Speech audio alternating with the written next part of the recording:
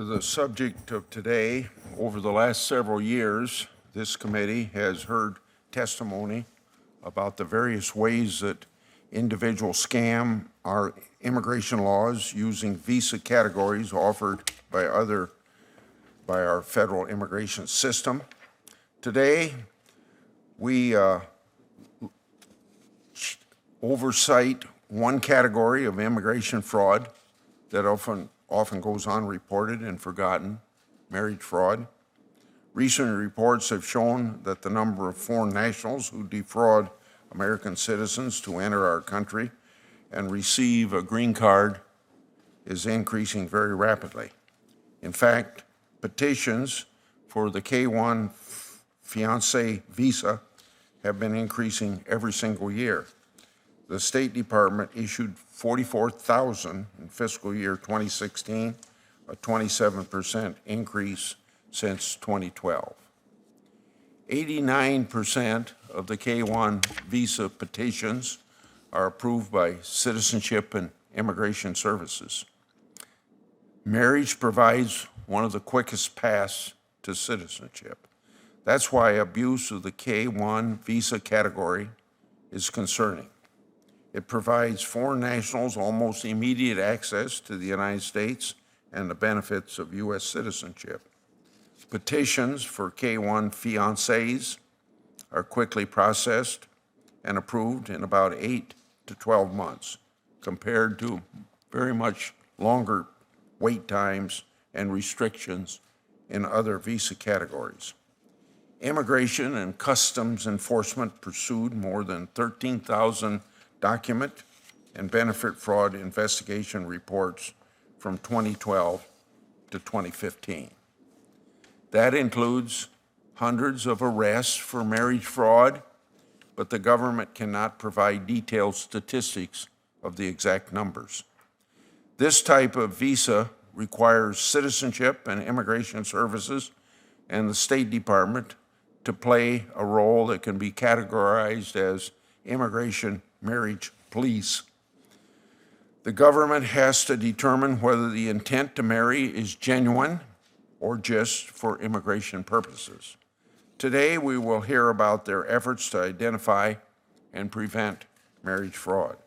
Of course, U.S. citizens should be free to marry foreign nationals. Nobody questions that. But fraudulent engagements and marriages harm U.S. citizens who are manipulated and used for an immigration benefit, as well as foreign nationals who legitimately want to marry an American. This kind of fraud can also pose risks to our economy, public safety, and national security. There are many different ways that a con artist can commit marriage fraud. The most heartbreaking is when a foreign national dupes a U.S. citizen into believing that they're in fact in love. Upon entry, the foreign national often drags out the engagement or abandons the U.S. sponsor, then becoming a visa overstay. Or the foreign national will leave the marriage as soon as they obtain a green card. Today, we will hear from victims of this type of marriage fraud. Jamal Hussein is a naturalized citizen and a cardiologist in California who has lived in the U.S. for 20 years.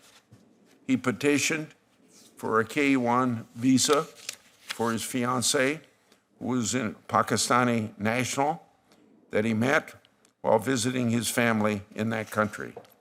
Instead of marrying Mr. Hussein as planned, his ex-fiancée abandoned him, fleeing their home around the time the 90-day visa expired.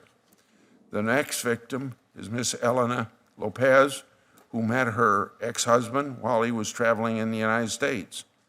He was a Dutch national who proposed to Elena, telling her that he wanted to grow old with her. However, shortly before their second anniversary, he told Elena they were getting a divorce and that he married her only for the green card. When Elena refused to continue sponsoring for a green card, he abused her and threatened to kill her. However, not all cases are one-sided. Sometimes all parties, including the U.S. citizen, knowingly enter into relationships with the intent of getting a visa and making a profit. For example, recently, 3 individuals pled guilty to a large marriage fraud scheme in which they posed as attorneys and charged Chinese nationals up to $50,000 to set up sham marriages. These shams led to 70 fraudulent marriages. In another case, a woman in the Bronx married 10 men from 1999 to 2010, charging them $5,000 to $10,000 each. At one point, she was married to 8 of them at the same time. Among them was an alleged terrorist who was deported in 2006 for making threats against the United States. Tashfeen Malik, one of the San Bernardino shooters, came to the United States on a K-1 visa.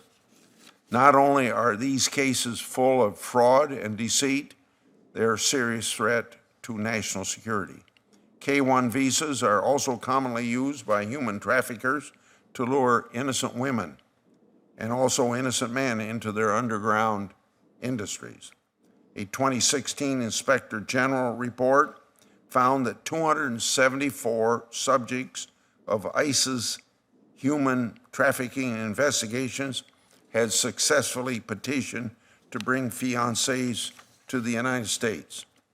More then needs to be done to close the vulnerabilities in our system, identify nefarious individuals who fraudulently say, "I do," and pursue action against fiancés who overstay their welcome in disregard of the 90-day visa program requirements.